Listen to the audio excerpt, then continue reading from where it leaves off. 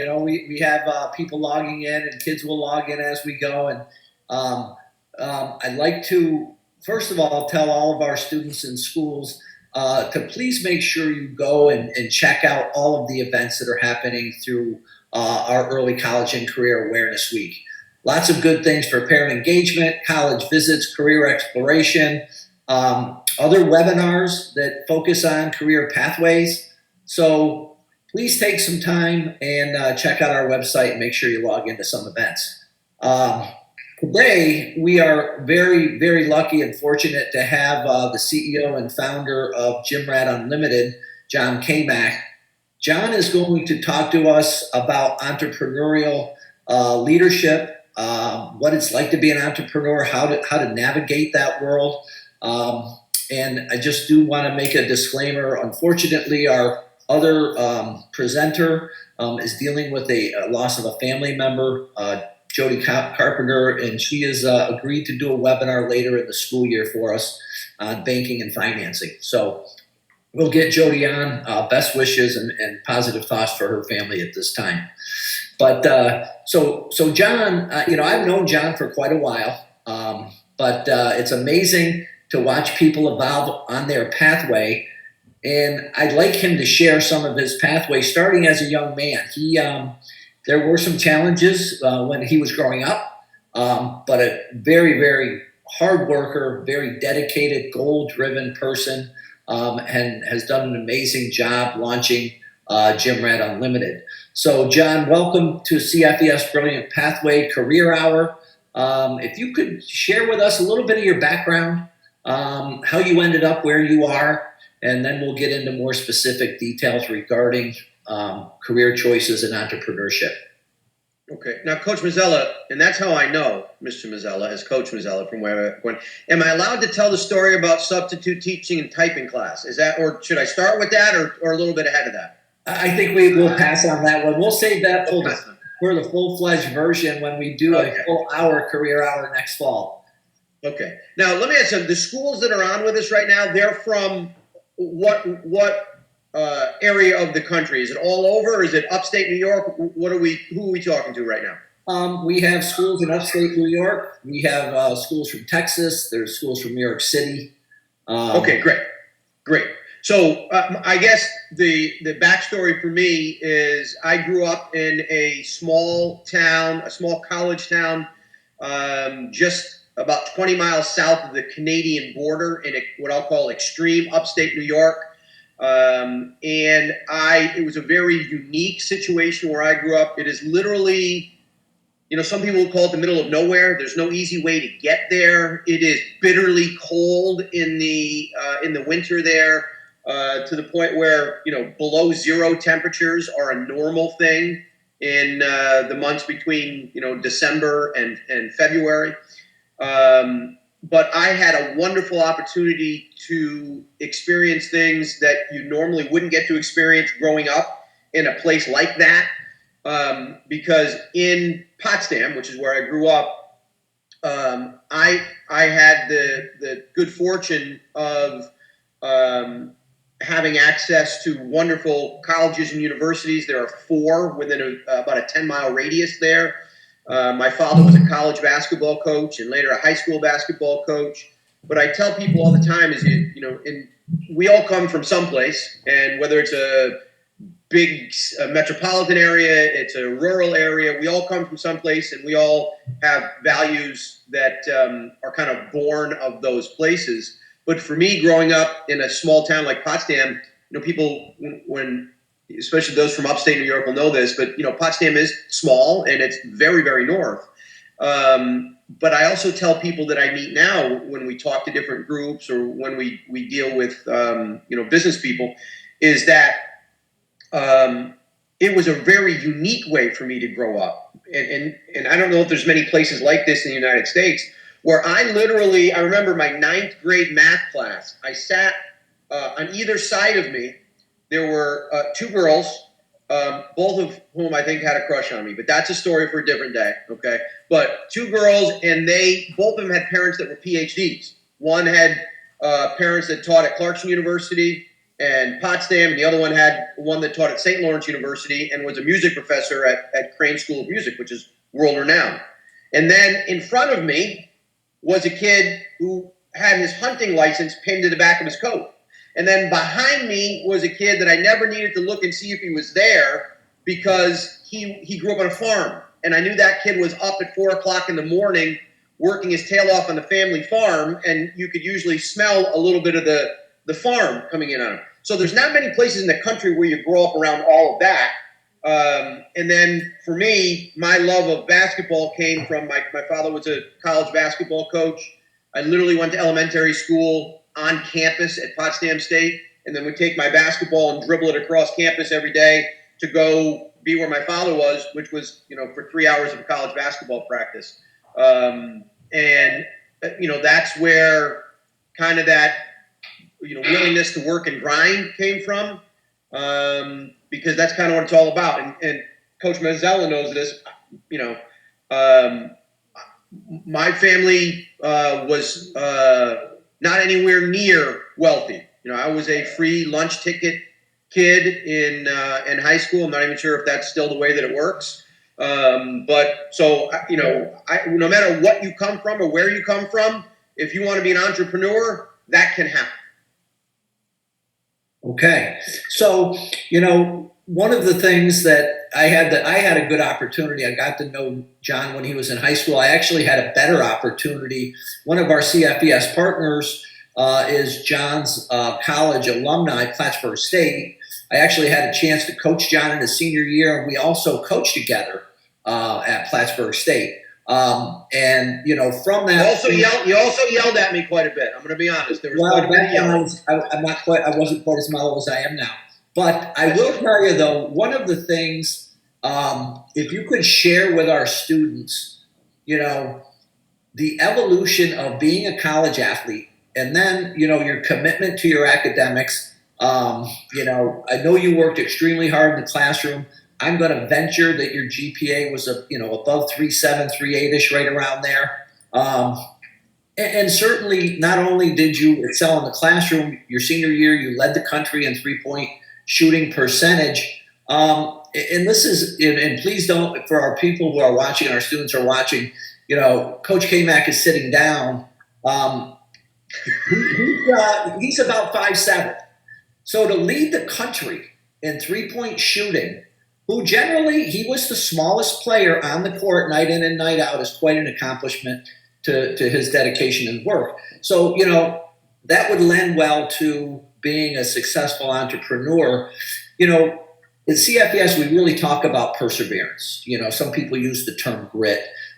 We talk about goal setting and teamwork. Can you share some of your insights as you evolved out of college and became a business person, and then using those skills to start Gym Rat Unlimited? Yeah, sure. And I do appreciate the peek back into my college career. And I am 5'7" with good socks on, probably closer to 5'6" if I don't have the new socks with some extra cushioning.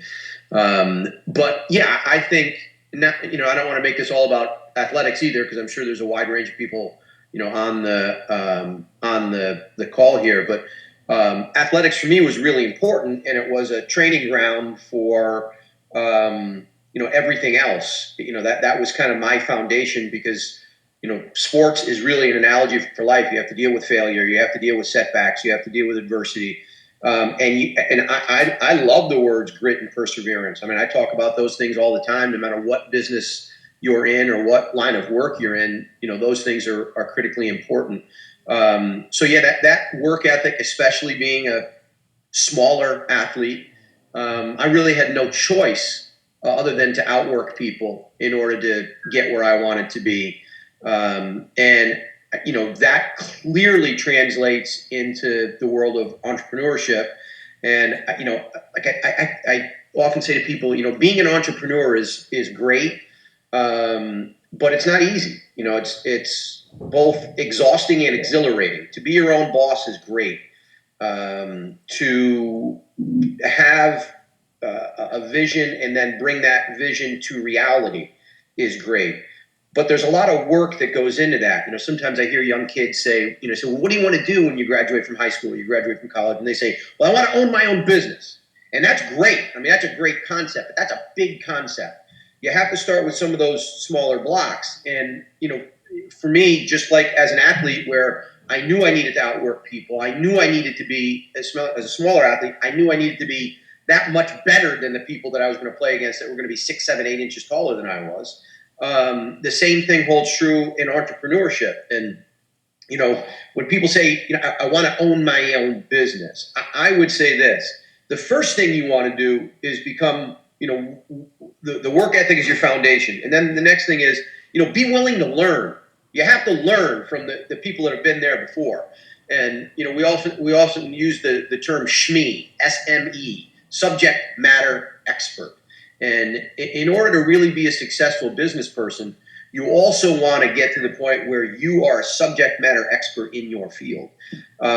So it's okay if you think you want to own a restaurant someday to work at Burger King or McDonald's and see the way that things work as a 16, 17-year-old kid, or, to take a job where you're just kind of around the environment. And I told my own kids this. I have, I have a 23-year-old son who went to the University of Southern California and is an investigative journalist. I have a daughter who's going to graduate from Siena this year and pursue her doctoral degree. And then I have one who's going off to college.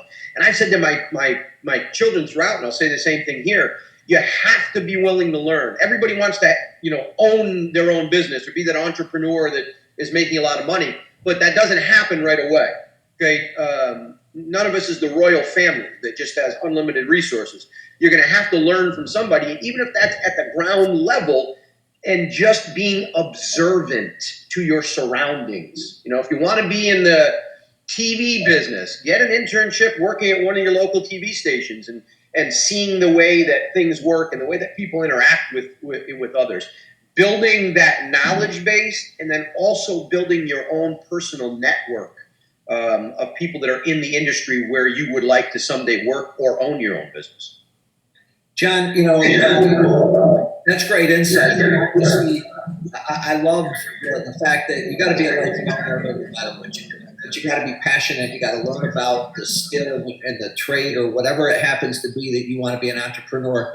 Can you expand a little bit on networking? That's a skill that at CFES we really try to teach our students what the value of networking is. Can you give a couple of examples how you have networked to launch Gym Rat Unlimited?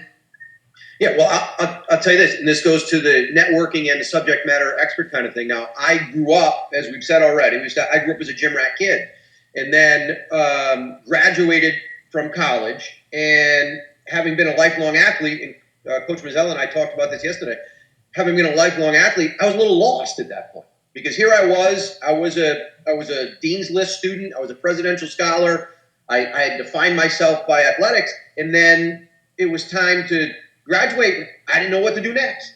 I had this degree in business. I ended up going back to what I really knew, which was coaching. And then all of a sudden, as I was completing a master's degree, people started to come to me with opportunities that I didn't really think belonged to me as a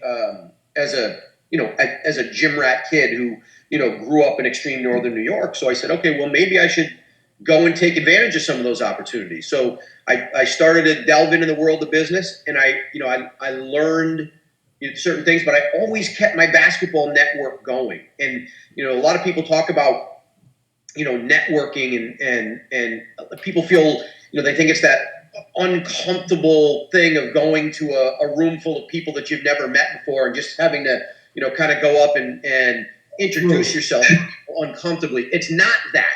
It's really just communicating with people and learning from people that you think know more than you do. And for me, even with the Gym Rat Challenge, with Gym Rat Unlimited, one of the things that I did, even though I had been around basketball all my life, and I'd run basketball camps with my college coach and with former NBA players, and I saw camps kind of going the way of the dinosaur a little bit, and tournaments were kind of coming onto the horizon.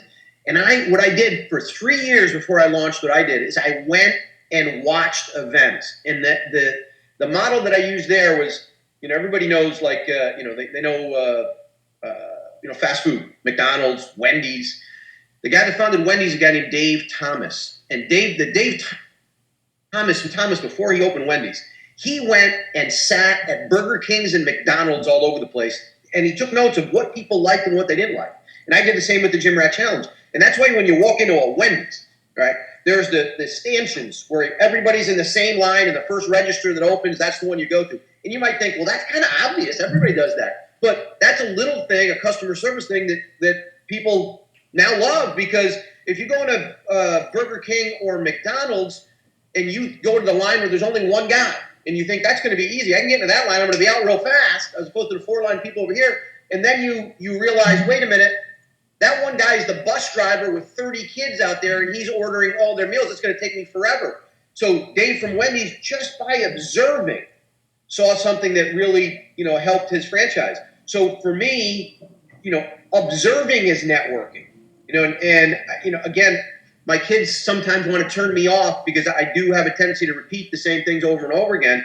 But I preached to my kids, you have to build your network. And it doesn't mean you've got to just go up and essentially cold call people with a handshake, but get involved. Get involved with things that you have interest in. And I'll share this little story on the networking side. My son, who's now 23, was like a lot of high school students, very smart, but what we call an academic late bloomer. Like, he didn't realize that being smart was something that could be valuable to him. He used being smart as a way to just get himself out of trouble when he did things that he shouldn't be doing. He spent 2 years at Ithaca College studying journalism, and then started to realize that being smart was a good thing. And then he transferred to the University of Southern California in Los Angeles. And he had great opportunities there. And I preached to him over and over and over again, you've got to get yourself involved. And he left USC, and I'll say this, that when he graduated from high school, he left USC and he had 3 Pulitzer Prize winners on his reference list. And the Pulitzer Prize is one of the most prestigious awards you can win in journalism. And he had those on his list because he got involved and he was able to work with some of those people. Not doing anything glamorous, but eventually got really good work experience, with them. And coming out of high school, I would have said he would have, like a lot of kids, he was closer to having 3 probation officers on his reference list than he was 3 Pulitzer Prize winners. But he just got to the point where, but he just got to the point where he was comfortable interacting with other adults. And anybody who's a true professional will welcome a young person coming and asking, hey, I would just like to learn about what you're doing. And as long as they're willing to work hard and do the kind of little things, not expecting that all of a sudden they're going to be at the top of the list. That's great advice, and the Sam story is wonderful, because I have said that consistently. As a former school administrator, any student who wanted to come into our school and observe a teacher or get involved or just get the feel of the culture of how a high school is run, that's a network. That, and any professional worth their salt is going to say, yes, come on in. You want to learn, my door's always open to help you learn. So that, for advice for our younger, listeners or kids who are on their way to college and they're trying to figure out, what am I going to do when I get on a college campus? It's one word: ask. Just ask. And 99% of the people are going to say, yeah, come on board.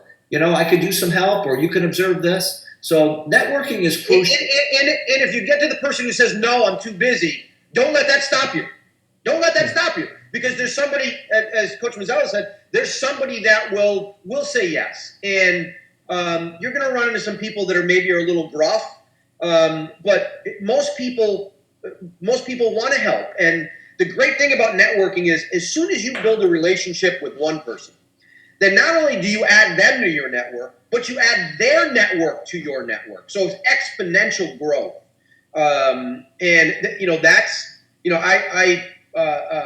Obviously I'm proud of my son, but he's not any different than anybody else that's on this call. I mean, he was a kid that got very high SAT scores, but was like an 89 student. And he would literally say things to me. I'd say to him, Sam, you look at the grades and whatever electronic grading tool you have, and I'd look at the grades halfway through a marking period, and I'd say, Sam, why are there 3 grades in the 70s? You're one of the smartest kids I know. And he'd say, Dad, I can't do all the homeworks. He was like, that would damage his street cred.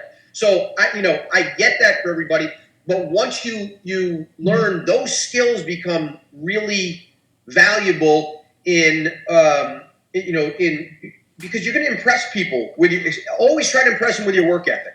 And then from there, other doors open. And Sam ended up working with one Pulitzer Prize winner who was a former editor at the Los Angeles Times.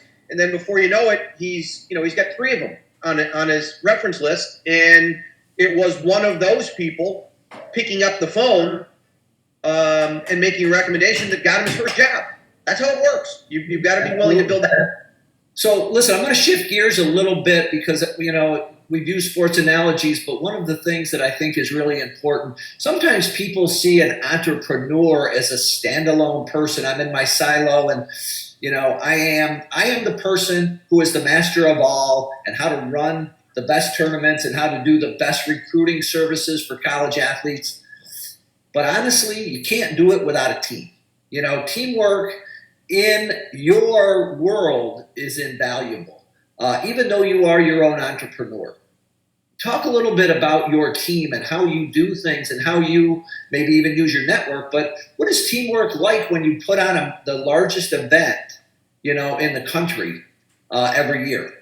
And that's a really good point. That is all about my network. So the events that we normally run here in the Albany, New York area, and we're going to expand that a little bit, we usually, in any non-COVID year, we'll have 580 teams from all over the eastern half of the United States, over 6,400 athletes, and over 22,000 visitors that'll come into the area. And that's a great sports setting, and it's great for the sports environment in the area.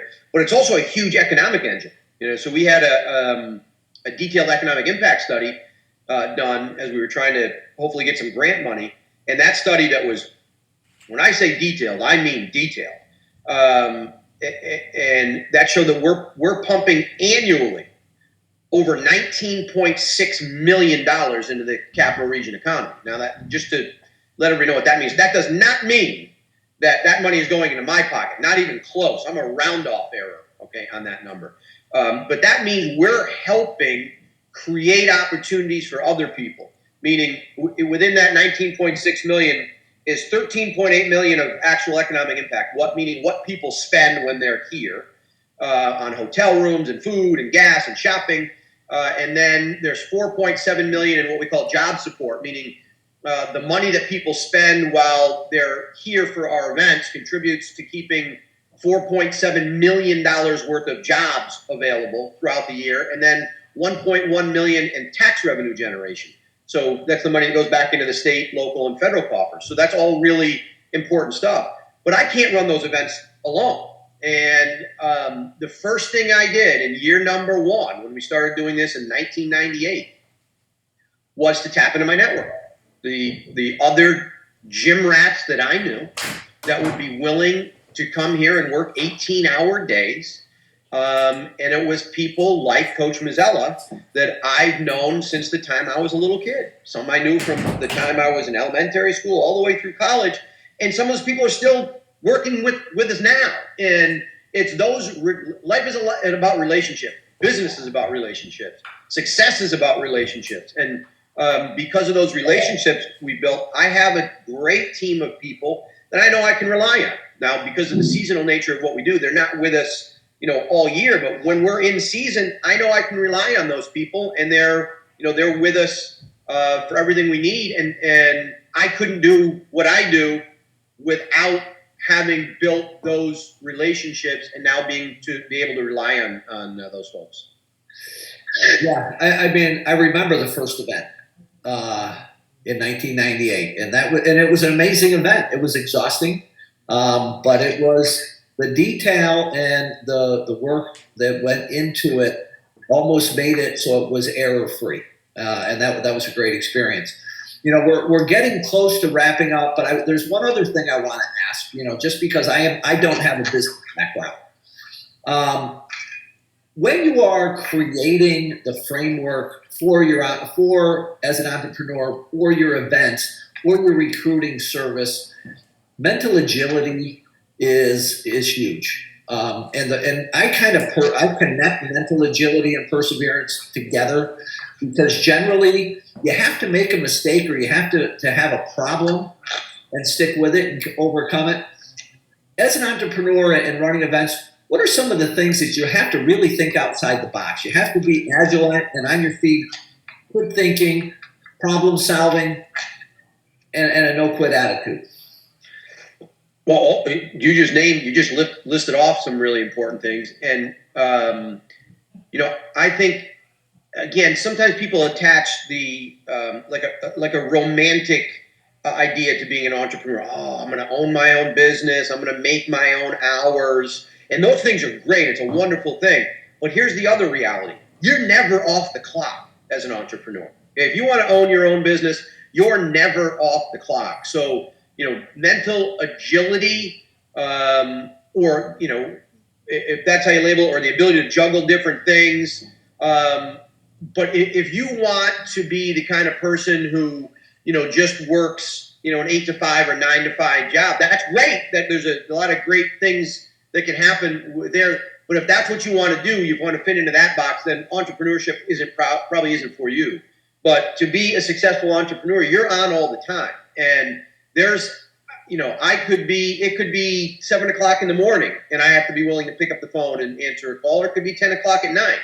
And there's so many things that I need to juggle for any of our events, from staffing to getting teams registers, to our website, to marketing, to merchandising, to referees, to finance, all of those things, they all come flooding at you at all times. So, you need to be able to take fire from a lot of different directions. And I think that's true of a lot of professions, but when you're your own boss and nobody else is signing your paycheck, you're kind of forced to become good at it quickly. Right. Yeah, that's a good example. When you're an entrepreneur, you have to have every tool in your business toolbox accessible and ready to go. And certainly that is going to always happen when you're an entrepreneur. Just 2 or 3 things, words of advice for our students. Don't be